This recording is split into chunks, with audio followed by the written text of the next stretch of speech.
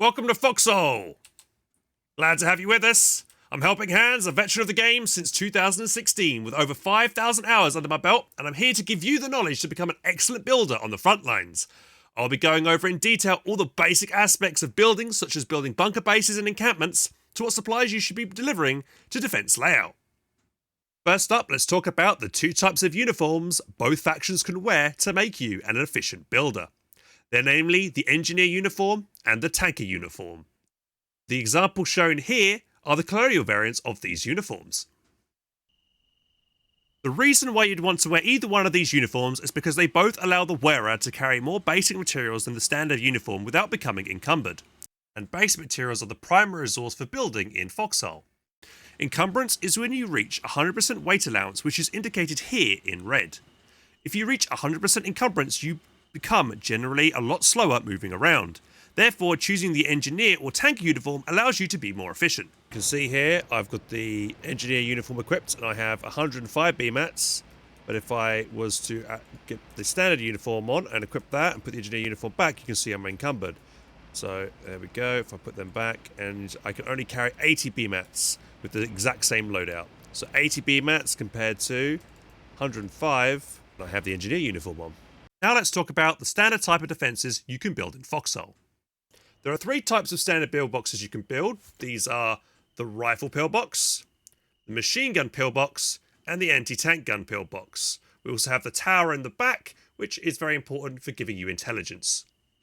To build any of these pillboxes, first you must have your hammer equipped and some basic materials. You then, with your hammer equipped, press B on your keyboard, and then you can see here the different build menus available to you.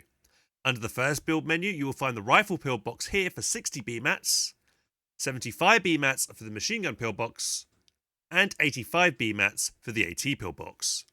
Let's click on the rifle pillbox. So, as we come over here with the rifle pillbox, you can see a yellow hologram, kind of an outline here to show where you can potentially put this structure. Red means you can't put it, and it says surface not suitable, and then yellow will say you can build it here. Notice how this pillbox has got 360-degree coverage. However, its line of sight is blocked by these trees nearby. To confirm your selection, hover over it, then right mouse to rotate where you want it to go, and then left mouse click, and then you've got to run up to it and then start hammering it all the way up until it's done to 60 BMATs, and then it'll be completed. So now the rifle pillbox is built. I can now get inside it, get my pistol out, press Q to enter the pillbox, and I can now shoot from the safety of this pillbox. This pillbox, however, is one of the first things you can build in the game, and as it's one of the beginning structures, it is very vulnerable. It can be killed by machine gun fire, 12.7 to be exact, and a few mammoth grenades will kill it. If we look over here to the MG pillbox and the AT pillbox, these can't be killed by machine gun fire. Next, we'll go on to the MG pillbox. So you can see here the MG pillbox has got a very specific line of fire, and therefore it can easily be flanked, but any infantry that come into its line of fire will absolutely get shredded. Unlike where with you have the rifle pillbox here, if you try and come out and attack this and it shoots back at you, you might be able to get close distance and get a grenade off or even kill it before you actually get killed yourself. You will not be able to do that from the front with an MG pillbox. You'll have to come at it from the side. So the MG pillbox are kind of like very good for choke points and specific areas you want to cover. Next up, we have the AT pillbox. So the AT pillbox will only shoot vehicles. It will not shoot any enemy infantry. And it does have 360 degrees of fire. Next up, we have watchtowers. Now, watchtowers can be built over here for 60 BMATs. And what they do is they look like this on the minimap, and they provide an 80-meter radius from the center point of the tower all the way around, giving you up-to-date information every 5 seconds if you have a radio equipped of what's happening in that area. Next up is damage states. So you can see here we have 4 pillboxes, each at a different level of damage. Now every structure will have different damage states based on their current health. To check the health of a structure, get your hammer out and press F while looking over at the structure in question. The first one here is 100%, the second is 78%, the third is 54%, and the last one is 10%. I would highly advise trying to recognise how badly damaged a structure is by its appearance, so you know what to prioritise to repair and what structure to avoid getting into if they're about to die. Next up, we're going to be talking about online and offline AI. So over here we can see that these pillboxes on the left hand side, their flags, indicated by my mouse cursor, are very small. Whereas we have a pillbox over here with a very large flag. This is indication that this is online and that any enemies that come nearby, this defense will automatically shoot them. Whereas if any enemies come over to this side, these pillboxes will not do anything. So how do you get defenses to be in an online state? So basically to do that, you need to make sure you're building in a specific area that has AI available. So for instance, if we look at our mini-map over here, we are near the town of Threzo, and the Threzo, all town halls and relics. So this is a town hall and a relic base over here. Thunderbolt, they provide 150 meter radius of active AI around them. So if I get my hammer out, press B, get a pillbox. So you can see here, not connected. And as I move closer to over here, I am 149 meters. I'm coming on the max distance there from probably that town hall of Threzo. And that's all the way around the town hall. Now, let's just double check here. So this is 95 meters to the nearest base and 95 meters to the nearest supply source. What is this indication of? That probably, if I look at my map, I'm thinking that's probably going to be the safe house there, actually. So let's get my binoculars out and we'll just double check. Are we 100 meters away from that safe house? And yes, we are. So that's the safe house there. So that is indication that the safe house provides a 100 meter radius of active AI. So there you go. Town hall's 150. Safe house is 100. And then you're probably wondering about bunker bases as well as encampments. So over here we have an encampment. Now an encampment provides AI at 80 meter radius. Right, so there's the encampment. So about 80 meters away from this we'll have active AI. So as soon as we go past 80 meters, yep, it won't let me do it. So there you go, know that encampment provides 80 meter radius around it. And the same thing can be said for bunker bases as well, because they also provide 80 meter radius around them. Pause the video here if you want to check out the other AI radiuses for all other structures in Foxhole. So when it comes to having online AI or active AI, what you need to do is have one of two things. Either at this safe house, you need to have small garrison tech completely. If this is fully teched, this means that AI will be permanent from that point on. Unless the building goes down, then the AI will fall off after 10 minutes. This is a general principle across the board. Any main core building, like that be a bunker base, an encampment, safe house, town hall, after 10 minutes, all the AI will fall off nearby, and then it's free reign to go in and clean up all those defenses. However, if those buildings were to be rebuilt, then the AI would immediately turn back on, if small garrison is teched. Now, if only provisional garrison is teched, you'd need 10 people setting their spawn, so assign spawn point at this structure, to get the AI to turn on. It will then take a few seconds, and then it should come on, and then you'll see all the flags go from a small flag to a large flag. Initially, when you build your first bunker base or encampment, it will take about maybe half an hour to an hour to get your provisional garrison online, and then you'll need 10 spawns then set after that to then get the AI online. So even if this is not teched and you've still got over 10 people setting in their spawn there, the AI won't be online because you've got to have this fully teched first. Hopefully this image here helps explain this more clearly. It's also extremely important to note that if bases go down, they can still be rebuilt and retain all their supplies and technology as long as the enemy has not rebuilt them. Any structure that goes down becomes into a husk state and they can be rebuilt. Here's an example of an encampment in a husked state. Any base that gets destroyed and becomes a husk will look white on your map. That being said, the white icons of bases could also indicate a new base getting built as well. In this demonstration, I start building a brand new encampment base, and you can see it appear as a white icon on the map. This, however, does not apply to when the enemy construct new bases or start to rebuild your bases. Instead, the white icon will disappear and no icon will appear while under enemy construction. And only once the enemy have rebuilt your base will it now reappear as an enemy base marker, and that will now apply on your map. Any bases that do get taken by the opposing side will result in a full technology wipe. The opposing side also will receive 25% of whatever supplies were in the base at the time of it going down. This is why you should be very careful not to overstock a frontline base. Here I've got a prime example of how damaging resetting the technology of a base can be. This is the town of Old Captain in the region of the Fingers in War 119. The Wardens came in with a little operation and took the town and rebuilt it. They also blew up the industry buildings in the region. As you can see here, the garage, the refinery, and the factory were taken down, as well as the safe house and the coastal gun and the seaport in this operation. The only way we can actually rebuild these structures is if the industry has been researched back up. The only way to get the safe house back online is to get the occupied town. To get this all researched back up will take many real-life days, so in effect this logistics town has been crippled and become inoperable for the time being. Next up, we're going to talk about the 4 buildable land structures you can build in Foxhole that you can spawn out of. That first being a field hospital that does not require a construction vehicle.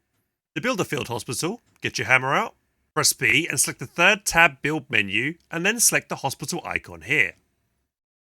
It costs 200 basic materials to build, and what you do here is you'd bring critically wounded soldiers back to this hospital, and those would turn into shirts, which is spawn supplies, and then every time that you've got a certain number of shirts there, you'll be able to respawn. So 1 shirt per respawn. To interact with the field hospital, press E. To set your spawn point at a hospital, or any base for that fact, click on the little house icon here. You should see a message pop up below giving you confirmation that you have set your spawn point. In this particular field hospital, a single patient has been delivered and has fully recovered, resulting in 3 soldier supplies. This means players can spawn here 3 times. If no critically wounded soldiers have been recovered, then spawning here will be impossible.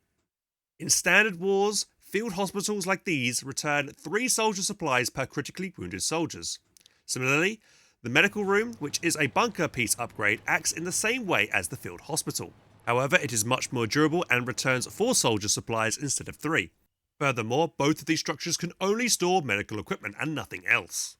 You can retrieve soldier supplies from these bases too if you want to deliver them elsewhere, however that will stop you from being able to spawn there. If you want more information on the medical side of Foxhole, stay tuned for my upcoming medical video. Now moving on to the 3rd buildable structure, the encampment. Now the encampment can only be built with a construction vehicle. To build a construction vehicle, first you need to locate a town hall or a relic base, like the one we saw over here, which is at Thunderbolt, and you'll need 100 BMATs. Equip your hammer, press B, go to the 3rd menu, and then select the construction vehicle. Then you'll see a yellow hologram, whitish yellow hologram, and then just left click to build it near the town hall. If you try and build it anywhere else, you'll say must be built near a friendly base. Once the CV has been completed, you can load it up with base materials and fuel, and off you go to build your encampment. If there is no BMATs and fuel at the base you made the CV at, you can generally find these resources at your nearest refinery, storage depot, or seaport. To make an encampment, you will need 300 basic materials. Once you have chosen your desired spot for an encampment, press B while in the CV, then go to the 3rd tab, click on the encampment. You can see here it costs 300 basic materials to build, and then left click. You'll then get the hologram, and then you'll be able to see where you can build and where you can't build. Sometimes it's raining right now in this game, and you can see it's blocking my build, so I'm going to pop it over here instead. So yellow allows you to build, then all you got to do is left mouse and then just left mouse again to start building. You can see it's going to take me 300 BMATs to do so. The next segment of this video will be for the most part a live bootcamp session of further building advice. First up is what essential supplies you should be putting into your first forward base. So if everybody come over to this truck, I want to show you what's inside this truck. Everybody go up and access this truck and press E. You'll see that this is what we call in Shred a kitchen sink, and this is the basic amount of supplies that you'll want to put into a base when you build a new base the first time. So you'll notice there's shirts, so you can spawn in. There's some AT grenades, so you can obviously damage enemy vehicles, rifles, ammunition for rifles, and bandages. So whenever you say, oh, well, let's bring up a kitchen sink, that's Shred lingo for bring up the basic supply to put into a fresh bob. So whenever you're organising the building an encampment or you're building a new bunker base, this is what you want to be bringing up as your first kind of set of supplies for a new base. And also notice that the truck is locked and squad locked. Always just get into the habit of squad locking your vehicles whenever you've got the opportunity to do so. So now I'm going to submit these supplies to the encampment. To submit crates of supplies into a base in one go, press E to access the base with your vehicle. Then right-click mouse over one of the crates, then click the option to submit all to stockpile. There we go. Okay, so now we've got our supplies. Everybody, so now when you come up to a new base and supplies are setting, could you press E and then you want to click on assign spawn? Always do this when you get to a new base. You want to hit assign spawn point. And then also once you've done that, you want to be clicking provisional garrison. So you see that green tick on the right hand side. You want to click that green tick, and then that way you'll be helping the AI progress to the next kind of tier. And also generally when it comes to building, it's 3 people at a time to any one thing. If you do any more than that, you're not being really efficient. So 3 people to 1 defense at a time is generally the best thing to do. Okay, so notice how this pillbox here has got a small flag. This flag means that the AI is not turned on. If everybody comes over to here and make sure there's spawn set on, you should see this flag become a full flag. But unfortunately, we haven't got 10 people here, so that flag will not turn to a big full flag until we've got 10 people set in the spawn. Okay, so that's just a general principle. That's with encampments. That's with newly taken town halls, newly built bunker bases, newly taken relic bases, newly taken safe houses, and border bases. It's also worth noting that the pillbox on my right, the one that just shoots rifle rounds, that I'll be standing on now. This can be killed by using 12.7. So any kind of vehicle that uses 12.7. So for instance, we have a Scorpion over here and a Bardiche. Both these vehicles over here can use 12.7. You see 12.7. So if you use the machine guns from these vehicles onto this pillbox, you will kill it. You would also be able to kill encampments as well, and tier 1 bunker pieces with MG fire, as well as such things as hospitals and watchtowers. So that's very handy to know if you want to save your ammunition and you've got plenty of machine gun ammo and there's no real threat to you. Might as well just machine gun these things down. And also because you might want your main gun shooting vehicles and stuff, whereas the machine gunner guy can focus their fire on just killing off the enemy defenses if they're tier 1. Now let's talk about how to build a bunker base. Before you begin building your bunker base, first thing you'll need to get yourself is a shovel. First tile you place is the core tile, right? So you always want to be careful of where you're placing it. You don't want to place it too close to the road. If you do it like this, you're not going to be able to get the core in. You want to give it plenty of space. And the reason being is because you want people maybe driving their trucks up to it as well, so they can drop their supplies off without blocking the road and blocking traffic. So you probably want to build it somewhere about here. It's probably a good place for your first core. And then what I would do is I would put corner pieces on. Why would I put corner pieces rather than full squares? Because that makes the hitbox of the bunker core smaller, right? And therefore it's a smaller target, and then any artillery that land nearby would be more likely to miss if it was a smaller egg shape. So I would recommend getting to the habit of building the egg shaped core. You got to wait until it goes yellow. And so to build, you can press B on your keyboard. You got to have your shovel brought out, right? So you equip your shovel, press B, then you go down to the dig symbol, and then that's the bunker bit, and that's the corner piece. And then, right mouse click and then drag to rotate. There you go, pretty simple. Same thing over here. So red means you can't build, yellow means you can build, right? So we're going to get this dug. So if you have a team of people doing this, you can see we started this maybe a minute ago. And if you've got about 5 or so people working on this, you can get this done within less than 5 minutes, getting the entire basic core done. It needs to be this big at bare minimum so that you can actually build a core. You need it 1 tile, one spare square, and then 5 additional pieces to get a core in. You can build it however you want, so you could just build a core just in a straight long line, or with lots of kind of funky corner pieces there. As long as there's 5 pieces to the standard main core section, you can build it however you want. But I recommend this is just in general principle a good design. So before we start building with the CV, what you could do is you could upgrade the outer pieces first to tier 2, so that when the core goes up, it's already in a good strong position, right? Because right now it's tier 1, right? You can tell it's tier 1 because it kind of has like this kind of camouflage netting over it. And because it's tier 1, it's very vulnerable to 12.7 machine gun fire among other PvE tools. However, it's worth noting that any bunker structure, regardless of its tier, will also die to 12.7mm fire, even if one piece is tier 1. So, in this instance, the core will be tier 1 and the other sections will be tier 2. But if a machine gun, a 12.7 machine gun, was to focus the core itself, the whole piece would take damage and would die. Now let's move on how to upgrade bunker pieces. So to upgrade a tier 1 piece to tier 2, first you need to equip your hammer and make sure you've got BMATs in your inventory. Specifically, to tier 2, on these pieces you'll need 75 BMATs. Get your hammer out, press F while looking over the structure. You'll see some text pop up. Then press E to access the build menu for the bunker garrisons. Then, to upgrade to tier 2, you will want to select the first option over here. As you can see, it costs 75 BMATs. Then just hammer it out and you'll upgrade it to tier 2.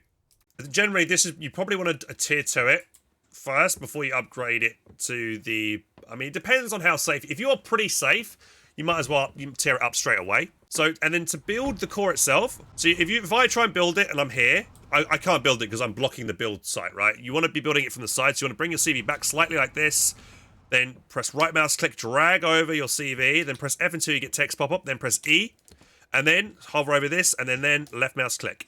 It says all upgrade requirements are not satisfied because we're waiting for all this stuff to be built up to tier 2 first. But that's what we so let's help these guys up and let's upgrade it to tier 2 first. Let's say we shot all the other pieces out and only one piece was tier 2, you could still upgrade it. But as it's all blue, right now you won't be able to upgrade it. Or alternatively, guys, I could have started building the core first with a CV and then gotten the guys to upgrade the extra side pieces to the core. I also just want to say that you can only upgrade square pieces, not corner pieces, to the core itself. So we'll just get this all done super quick. There we go, and done. And we've done all that within like 5-10 minutes. And now, so same thing again, go up to the CV, you wait until you get the text pop on the center tile there, press E, then hover over this, then you'll use your mouse wheel to rotate it to the direction you want, so in this case to the right, then left click it, and then what you do is then press left mouse click with 300 BMATs inside the CV, and then you can get it built. You can use multiple CVs to speed this up as well, so if you had a second CV by and 2 CVs pounding away at this, you would speed up the build time on it, so that could be another little tip there. Same thing with building town halls and stuff. Like if you had like 3 CVs, generally like, 3 CVs is probably a good number to quickly get a town hall rebuilt. Like let's say, for instance, the enemy are trying to artillery at you and you're trying to build a town hall up, trying to take an enemy tier 3 town hall. The more CVs you have building, the more chance you have you'll have at getting the job done, because the enemy artillery won't always be 100% accurate. It might miss occasionally, so the more CVs you have, the more chance you'll have to get that town hall rebuilt. Another little tip I like to do here is that I like to, if you're using a Windows PC, is bring this up, go additional, type in mouse options, go to additional mouse settings, click lock on, apply that, and then I can just hold down my left mouse button for a couple of seconds, release, and there we go. I haven't got to worry about holding my left mouse button down. So that's just a little thing you can do if you haven't got like a macro for click lock. Anyone can do that. It's pretty straightforward to do. And then whenever you want to turn it off, you just bring it back up and click that and apply it again, and you're good to go. Like while this is happening as well, like I see everybody here is standing around, but I mean they're standing around on purpose because they're just waiting for me to give the next kind of like demo. But what you can do is, instead of just standing around, is start building defenses. Right? Other people can start shoveling out a little connection trench with a triple on it around the core. You want to get 360-degree coverage of this core, so that wherever an enemy attacks you from, you've got some kind of coverage, right? So, while I'm doing this, you should already be building pillboxes, you should already be building, certain things down. Especially when the next war starts, right? The only thing that can be able to kill you and push you right at the beginning of the war is mammons. So, even just a couple of pillboxes down, guy sitting in a pillbox with a rifle is going to be a lot better, lot stronger than a guy just standing out in the open, or even just hugging one of these corner pieces for defense. So there we go. So then now would be the time where you throw in the kitchen sink, so you get all those basic supplies in, and then you would also set your spawn and then click provisional garrison. So then that would get the AO turned on. You would also to get the infantry garrisons on, you would need to do a couple of things here. Or 4 things specifically. You'd need a certain amount of BMATs on you, and you would then go in to the base with your hammer, and then you'd upgrade the core to have these 4 additions to the base. So that would be 4 rifle garrison modifications. So you could press F, you click over here, and then you would click the bunk beds option. That is anything that says contributes to garrison infrastructure will apply to this number over here. So you need 4 of them, right? So easy thing to do, just come over here, and then you just throw down 4 beds. So 1 in each corner is generally a good idea. So you press make sure you go up to the piece, you press F, wait for the text to pop up, press E, then go to the bed symbol. I'm pretty sure the lockers as well act as the garrison infrastructure as well, so you can mix and match. Doesn't really matter, to be honest. They're both, it's just aesthetic on the difference here, but we'll just put another locker over there. And then don't be surprised though, right, if it doesn't show up immediately, right? So if I press E, it'll still say, well, actually this time it said 4 out of 4 straight away, but sometimes it will just say 0 out of 4, and because there might be a bit of lag on the server, right? It might take a few seconds or maybe a few minutes for it to register that you've got the 4 garrison modifications up. But now we've got the 4 modifications in. This has not become ready anymore. You can now start teching it. So you can see, as we're on the dev branch, you can see the provisional garrison is teching super quickly. And it'll also, and the infantry garrisons will take super quickly as well. This won't have it on the light branches, it'll take a lot longer. It probably takes somewhere between maybe half an hour to an hour to get your provisional garrison on. And then the same amount of time for infantry garrisons to tech as well. So that's why it's so important that you try and hold this base down. You have this basic supplies in there, and you've got some pillboxes to sit in while you wait for your AI to turn on. So at this point, what I'll do now is what you would want to do is you'd probably want to start throwing down pillboxes around the core, and then if it's late war, you'd probably want to be doing pillboxes with AT pillboxes, next to each other and things like that. So then, if you want to get like 360 coverage with bunker tier, what you do is you'd go. What I like to do is triples because they're pretty good integrity. So I'd put probably one here, then put one over here. I would then get the connection in, so go for the connection trench to connect it up, bang, and then another one over here, like that. Rifle garrison, all the way around. Maybe we want to be a machine gun, especially on the roads potentially. And then you just do this kind of thing all the way around the base. So to upgrade a bunker piece to a garrison that can shoot enemies, first of all, you want to come up with a hammer and BMATs, press F, then E, and then this is the rifle garrison option. This is like the rifle pillbox, which has 360-degree coverage. However, it is a lot more durable than your standard pillbox. So definitely get these over pillboxes if you can afford it later on. And I'd also recommend building the rifle garrison first before upgrading it to tier 2, because if you upgrade it to tier 2 and then upgrade it again, it's going to cost you 75 BMATs at a tier 2 state. So you're actually spending 25 extra BMATs where you don't need to. So always upgrade the rifle garrison first and then upgrade it to tier 2 once it's done. Then you also have the MG garrison. So like the MG pillbox, has a very limited cone of fire, but again, much more durable than an MG pillbox. Move my mouse wheel around, you can see I can change it in all different directions. MG garrison costs 75 BMATs. Now, I talked about integrity, so if you press F and look over a piece, you can see where it says structural integrity here, and it says it's high. Basically, this means it's much easier to repair these structures than if you have low integrity. So the more pieces you add on, the lower the integrity of the structure will be, the more BMATs it will require to repair it. So generally, keeping integrity high is a very good idea. Trying to want to limit the amount of big pieces you build. However, the bigger the pieces are, the more health pools they'll have. But that being said, again, they cost way more BMATs to repair. For AT garrison tech, observation tech, and concrete tech, that'll all be covered in another video in the future. So when you build a new base in late war, it's going to take you such a long time to get the AT garrison tech.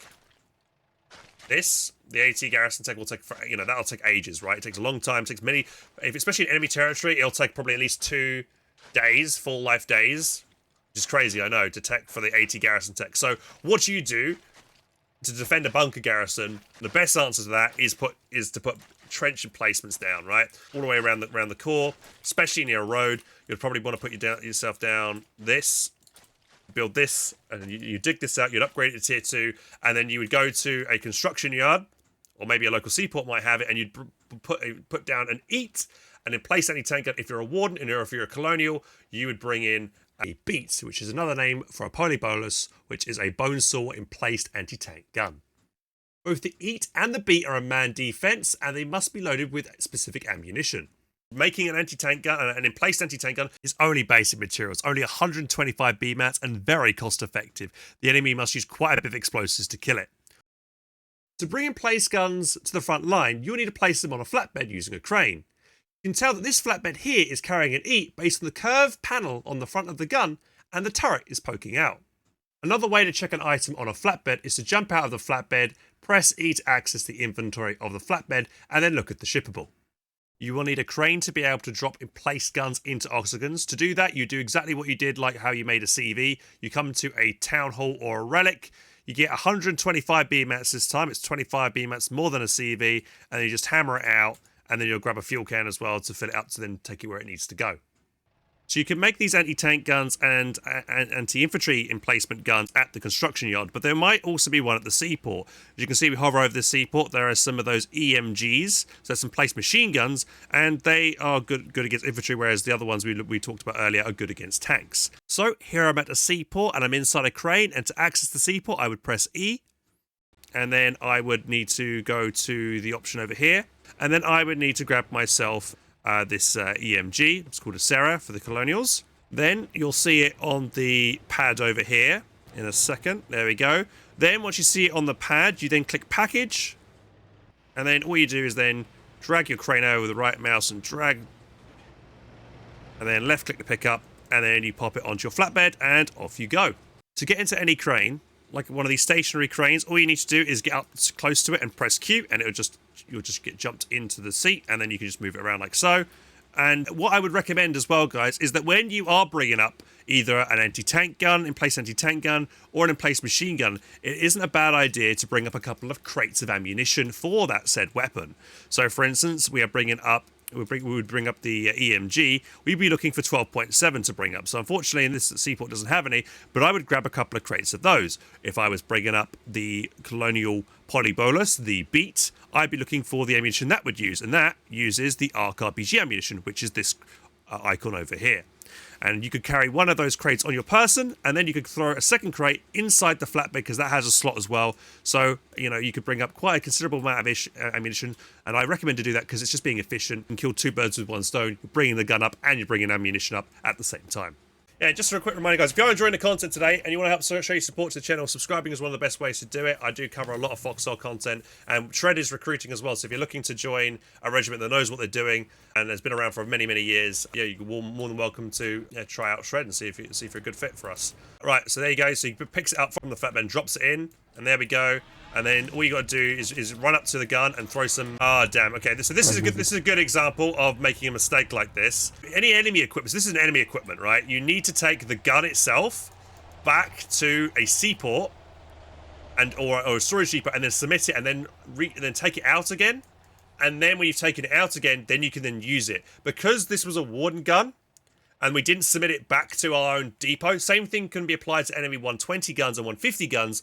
If you accidentally just grab them and throw them into a pit, you can't use them because this now belongs to enemy. So we actually have to blow this up. Or a Warden would have to come along, package it, and then we would then have to grab it, then drop it back off. Worth noting, the beats cannot be spotted at night time. I'm pretty sure there's a beat in the octagon. If I get close, we should see the beat in the octagon. There we go.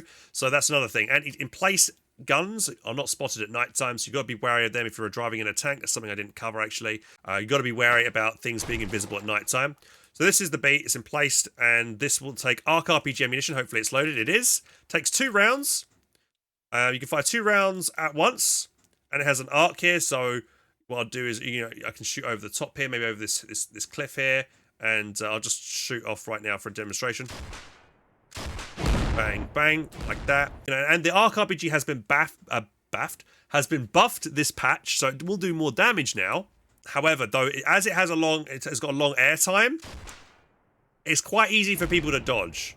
So normally what happened in the current meta in the last patch was Warden Outlaws, which had 45-meter range, would go up to the max range, they would shoot the octagon, and I wouldn't be able to retaliate with this beat because it just doesn't hit, it can't reach them, sadly. And then if I was getting attacked, see Kaz is right there, he would be able to sit behind the gun with his hammer out and repair it, and constantly keep repairing it. So though bear in mind, the gun has a health, and so the trench itself has a health. So you'll need to be making sure that the gun and the trench are repaired, because if the trench dies, the gun will also die. So you've got to bear in mind that both things need to be repaired. E, on the other hand, doesn't have this long arc. It only fires 1 at a time, but it does have a very quick reload, and it needs a straight line of sight to see, whereas this has like an arc it can shoot over the top. And the reason, guys, why we're putting the emplacements in these octagons is because it increases their durability drastically. If you put them outside of an octagon, they would die very quickly. So for me then, if I was defending this region then, so I'd probably want to put a beat here, if I'm a colonial. Imagine that's a beat instead of an E. I'd probably want to put one maybe up here on this high ground spot, because then it would probably cover the bit, decently cover the road. It's also going to be elevated, especially like the colonial beat can shoot over the top of hills, whereas the Warden E cannot. So the colonials should be using their advantage there to pop these guns on hills, where it's much easier for you to lob down and hit your enemy, and the enemy harder to return fire on you. So utilizing a beat on the hill here, or even putting it behind here, for instance, and then lobbing over this cliff to shoot any vehicle here would be not a bad idea as well. So that's kind of like, or over the top of the hill, it's on this side, right? So if you don't come over and set your spawn and then make it to turn it to the infantry garrison, it'll automatically go to the small garrison. That's another thing. You have if you want to specifically text something, you have to manually select it, right? Because no one clicked their set spawn and click that, it will automatically go to the next thing, which is the small garrison. So now that I've told it to tech that, it will. And also, we can't take 80 garrisons yet because we need another 8 more garrison modifications. So basically, the 4 we built there, we just need 8 more of those. Now we have that tech. We now have that infantry garrison tech. I can now come over here and upgrade these things. And we can upgrade them because we've made the connection trench. If there was no connection trench here, we wouldn't be able to upgrade. So you need to make sure your defenses always connect back to your defense, to your main core, right? And you can have a total number of 40 connections to your core. So this would be like 1, 2, 3, 4, 5, right? So that would be 5 connections. So now we've done this. What we do here is then also you'd be thinking about like the this area, right? So I could build an MG garrison facing this way, right? And it would cover that side, but hang on, the wardens, if they were to come over here and attack this base, they'd be able to come over here and take the high ground and lob grenades from the high ground down to this and hit this, which is not good. So I'd probably want to make this a rifle garrison so that it could shoot these guys. But even so, they probably could still sneak up and lob grenades over here. So actually, this base is not built in the best location because they can use this high ground against us. So you've got to be thinking about enemies using the terrain to their advantage here. I could snake the defenses maybe all the way up to the high ground so that they couldn't get control of that high ground. So let me try and do this real quick. If you build a long trench, you can then, what we'll do is we'll build this long trench. With a long trench, you can put down like a ramp over it, so that'll allow trucks and LUVs to cross. A lot of vehicles like tanks can cross these automatically without needing a ramp. So you don't want to be trapped yourself in. You always want to have some kind of way out. Because right now, if I was to like just build like connection trenches all the way along here, it'd make it very hard for vehicles to maneuver around this area to get to this side of the map, right? So actually, let's not build this. I'm gonna try and be proper about this. So I think because if we build a connection trench there and put the ramp over, the tank's got to go like this and then as to do an awkward turn to get up to get to this hill, right? So I don't want that. What I want to do, let me just move this tank out of the way for a second. So I want to be thinking, like, how am I going to make it? If I want a friendly tanker to get to this hill, how am I going to make it easy as possible, right? So I probably want to make the long trench about here or something like that, right? But you might have an issue where it says terrain unsuitable for structures. So you're going to have to turn it to make it right, to work. So that will kind of work around about there. So let's see if we can get a standard connection in here. And then we'll try and see if we can connect it up. So sometimes it might be too far here. So if you find it's too far, you might need to redo it. So I might have to stop doing this again. So I'm going to do it back a bit until I get it right. So go back a bit further here. Like so. And now I should get the connection. So it's a little bit, you got to do a little bit of wiggling around there, a little bit of fiddling, but you can get it right if you're persistent. And that way now, and compared to like it was before, now it's much easier for the tank to go up, straight up to the high ground where beforehand it had to get there and it will turn across to get up there. Or like an LUV or any kind of truck that might want to get access to the high ground. So now I've done this. Also, bear in mind that some defenses cannot be built because of it'll say terrain is unsuitable. So at elevations, it won't work. But what I can do is find a flat piece of terrain up here, like this, dig it, and then you should be able to build the connection trench up to it. But again, that's a bit too far away. What I could do is multiple connection trenches, like one like that, and then another one, and then I get the connection in. Right, so that's one way for you to fiddle around with it. Now you're on the high ground, then you can build, more efficiently and just generally better. So what you probably want to do is maybe build over here. Thing is, you've got to be thinking a warden could come down here from the low ground and then lob maybe a grenade. I've had a mammoth, I wish I had a mammoth here, but they'd probably be able to lob a mammoth up to it. So you've got to bear in mind that they might try and use the low ground against you. And like kind of line of sight blockers. So you've got to be thinking, how am I going to do that? So, but if the AI is like this and you have lights on it, you can get lights if you build an engine room and connect to the piping system. We'll go over that in a minute. Then the AI would be able to see further if it has lights on it, and then any enemies that's trying to close distance to get to this point where the defenses can't see will shoot them. So if I was to build, for the sake of example, if I build an MG pill, right, you'll see here that there's a blind spot, right, because of the terrain, right. The closer I build, the less of a blind spot you'll get. So this is a good way to kind of get an idea of where your blind spots are. Just hovering over like that, and then you can maybe, if I want, I could build an MG pill here, which would cover the blind spot for the garrisons maybe that are on this other ground bit. So it's all important to try and think about covering your garrisons and covering any blind spots. Yeah, probably just want to build like over here and start throwing down some more triples. Also, again, I would want to be thinking about how, you know, is it 80 meters away from the defenses and from my core? It says 51 meters. So if it's 51 meters, it will be online when the AI turns on. So we're fine there. Sometimes the train won't let me build there. Maybe I can get a corner piece instead if I turn it around. Doesn't look like that'll work. Okay, if that doesn't work, then what I'll do is I'll delete this. And then I'll probably put a corner piece in instead early here. We'll try and rotate it around the way I want it. Like that. And now I'll be able to get the extra piece in there, like that, okay? So just don't feel afraid to delete pieces and keep altering it so you can fit your defenses where you want them to go. And if you don't like anything, you can press E and then just click demolish, or you can shoot it out. If there's no enemies nearby, you can press E and just delete. But if there are enemies nearby, when you press that button, it'll say you can't do it because enemies are nearby. Then, if that's the case, you could just get your pistol out and shoot it like that, and then you'll be able to get rid of it that way. Okay, right. And then we want to try and connect it up. So we'll probably want to. I guess we'll probably build another one so we can come over here. Maybe make this like a 4-1. Can that not do that? No, terrain. It's not letting me do that with the terrain there. It's very finicky there. So we'll delete that. Let's see if I can build one there. And one there. Yep, that'll work. So we'll make it a funky triple like that. And then I should be able to build around the side there. Then I can maybe do... Let's see if I can get connection around here. Do that. Another one here maybe. See, can I build the connection in there? Yeah, there we go. And then we got another connection in. Sometimes it might say I'm obstructed. I'm trying to get it in. Just got to be careful you're not walking over it. If people are like are standing on where you want to build, it will mess it up. So you want to make sure no one's standing nearby. And then we just connect it in like that, and that's just a double. Then I could maybe change this. Maybe make it a corner piece instead, so to get more to utilize the space more.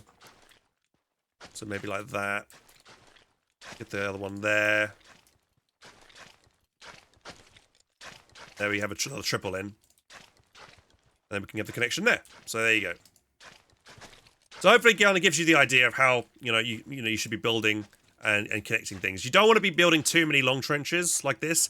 Let me just get a metal beam to now show you what I was talking about with the tank in the vehicle. So I'll drive over here with my Argonaut. And because there's a trench here, I can't cross it, right? It'll just, see, I cannot get over it. Tank can get over it. But light vehicles like an LUV or a truck or a CV, a flatbed, these can't get over it. This is why I brought this metal beam over, and it has to be a long trench. It can't be a trench connector. It has to be a long trench. I now can come over to this, press F, press E, and then click this button here, which is giving me the metal bridge. There we go. And now we get a metal bridge in. And now that allow me to get my LUV across it. There we go. Right. You're not super fast when going over it, but it does allow you to get over it. And all vehicles can now get over that. And even push guns. So the same thing, push guns can... So if you had like a Stygian, for instance, and you wanted to try and get it onto the high ground over here in a good cheeky spot, you'll be able to get over it because of that bridge. If you didn't have a bridge there, you wouldn't be able to get over it, okay? So that's important to know. We'll then go on to the importance of wire. Right, so barbed wire. The best way to bring barbed wire up to the front line, you can make it a factory, and you can make it a facility as well. What I like to do, if I'm going to wire a large portion of the battlefield, is I like to just get my truck completely full of wire. So I'll do that real quick. So one quick thing, the same thing you could do with arc ammunition, or if you're loading like a 120 gun or a beat, what you could do is when you're dropping supplies, let's say we wanted to wire up this front octagon over here, you come out, come into the side here, jump out, then drop like 5 pieces of barbed wire, then get in the truck, drive away, so you're not leaving your truck in a dangerous position. And then you just come over here, and then you pick up the wire. Then do the same thing again like you did with your hammer. Press F, looking at the defense. Press E, and then click the wire symbol. And then your mouse wheel all the way around to where you want to pop the wire. So let's say we're defending this area from the enemies that are attacking from us from the north. So we want to wire the north side of this thing, because that's where the enemy's going to be approaching from, right? So then we come over here, and then we start laying wire on the north side. Now, Hayes has just laid it on the south side. That was not the right thing to do. Right? Instead of laying on the south side, you want to be putting sandbags there. You want to be laying it on the direction the enemy are going to come from. So now this is good because Hayes made a mistake. If we noticed a mistake and we want to fix it, what you do is you grab some B mats. Just grab enough so I'm not encumbered. You come over with a hammer. You press F, E, and then you select the piece you want to remove with B mats, and then you go right and you right click that, and it'll take some B mats to remove that piece of barbed wire. Right? I think it's 25. Yeah, it's 20 B mats to do that. So that's why you can remove it. Now, you also got to be thinking, this is the base core, right? This is my base core. I don't want enemies to be able to attack me from utilizing this octagon. So if enemies were able to overrun this trench and they would get in it, they would get their guns and they would train it on the base core, and then we're screwed, right? Every time we respawn out of it, and they would hit us from this side. So now I know that, I'm going to be thinking, right, what do I need to block that. I need to block that line of sight there. Right, we've got some sandbags. Let me submit these sandbags. So now I know that. I'm just going to cut. Now I know they're going to attack from here, so I'm going to put the sandbag in here. I'm going to put the sandbag like that. And I'm going to put sandbags in this side, so the enemies, if they do take this trench, they're not going to have an easy angle to hit our spawn point from. And I jump down. And I try and get my pistol out. I can't see anybody. I can't shoot now. Look, see my firing arc? I can't shoot anybody from that side. However, you've got to be careful. You don't want to sandbag the entire side. You want to leave a little opening so you can get in and out. Always want to leave at least one completely empty. So now you can see the Emperor's dropped down another eat into this octagon, and this is now one that we could use because he did correctly submit it first to a depot and then retook it out, and then we placed it back down again into this octagon. And this eat takes 68mm ammo. Fire the gun like so, and then reload. And I'm pretty sure I can fire over the top of the sandbag walls as well. So even if the sandbag wall's in the way, yep, I can still shoot over the top and hit anything I want to hit. Like that. It does have I mean, both the arc and the eat do have a long turn time, so bear that in mind. Now let's talk about the trench problem that we have in Foxhole. New players, right, will always love spamming trenches, chat. They love the trenches, and I appreciate it. It's fun to do World War I combat, right? But if you're gonna build trenches, trenches are both are neutral, right? Enemies can use them just as much as you are. And if you lose your front defenses, let's say we had all these built up and they're all defenses and pillboxes, enemies would be able to jump in them and use those trenches against you. So the best thing for you to do is to, whenever you're building a trench, you always want to be wiring the sides towards the enemy. So this is where enemies could push them from the top, from the north here. So I'm going to wire this side, right? And then on the other side, I'll build a sandbag wall. That way, the enemies can't use the trench against me. So try it. If you want to build trenches, get into the habit of building sandbags and wire on the enemy side and sandbags on your side. So if I just demonstrate here, as well with the sandbags that we built here, behind here, and I can shoot over these sandbags, and you can see I've got the cover symbol, so I've got myself a bit of cover. Especially when if I crouch, I can crouch and shoot behind this, right? As long as your trench is connected all the way back to your core, the enemy will not be able to modify it like I just did. You saw how I modified that piece of barbed wire there earlier, guys, and just got rid of it and then put a sandbag there instead. As long as the connection is unbroken back to the core, they can't change it. If this is just, let's say one piece gets destroyed, it still acts as a connection. It has to be completely removed, right? So it needs to be dehusked.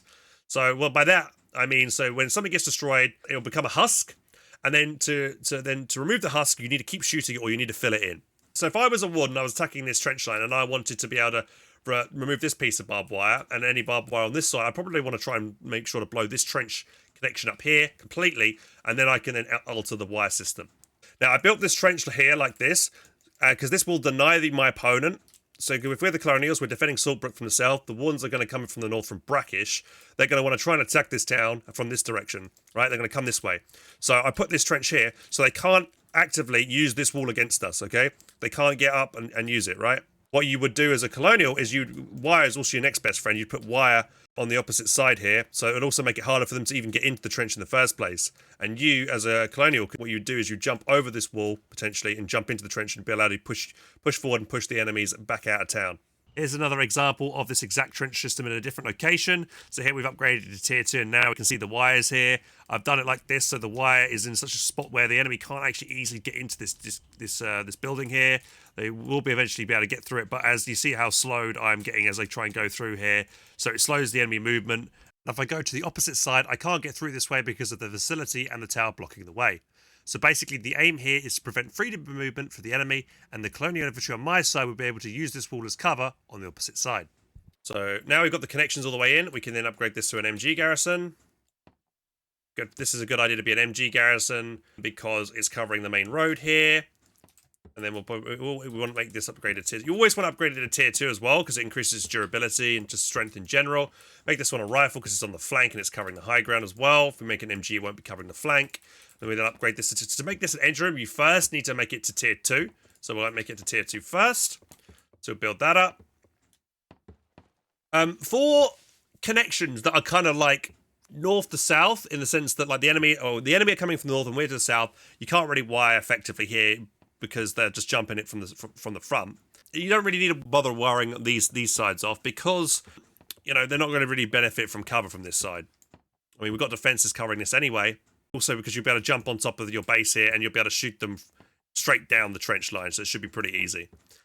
You do need to rebalance garrisons with blanks, because the integrity of garrison pieces are worse than the standard just blank pieces. So we're now going to upgrade this to an engine room. So you just press F again. Wait for the text to pop up on the piece, press E, and then look for the engine room. That is the symbol for the engine room, so you then build that. Now, generally, guys, I wouldn't recommend putting lights on straight away. This is like the next, like later on you'll do this. Like lights is kind of like an afterthought. This is something you'll do later on, but it's still very important to do on a base that you want to keep active and strong. So right now, if I press E and then try and put the pipe system in, you'll see there's no pipes. So this is what you'll need to do to actually connect make everything, all the lights turn on, is you need to build pipes from the engine room to the bunker pieces you want to have lit up. So you'll need B-mats for this. So let me just find B-mats. So you don't have to have it connected to the core. Just needs to be connected to the piece that has the lights, that has the engine room. So first of all, we'll put this on. Cost you 30 B-mats to do it. And then once it's done, you'll see it be red, and red means it's not powered, because we haven't actually put the generator on right now. So we'll connect it up. You'll see that we can connect all the pipes up to the front pieces here. Come over here again, go to the next piece, the next pipe pit.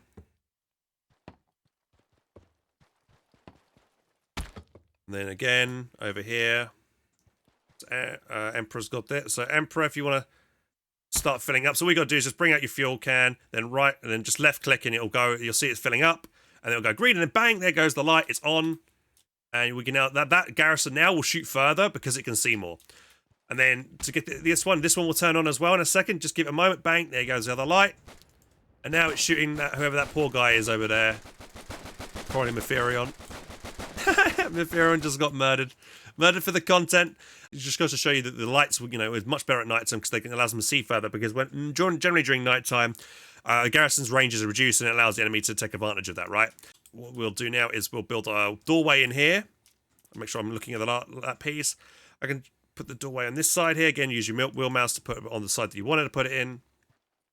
And now we've done that, you can get inside the trench, and you can then man the garrisons. So I'm getting in the MG garrison, press Q. I can now shoot out of this garrison from the front.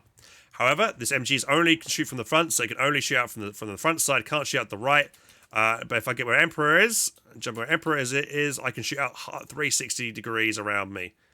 However, this MG, obviously the MG garrison will block my line of sight because it's the same height as me, so you've got to bear that in mind as well.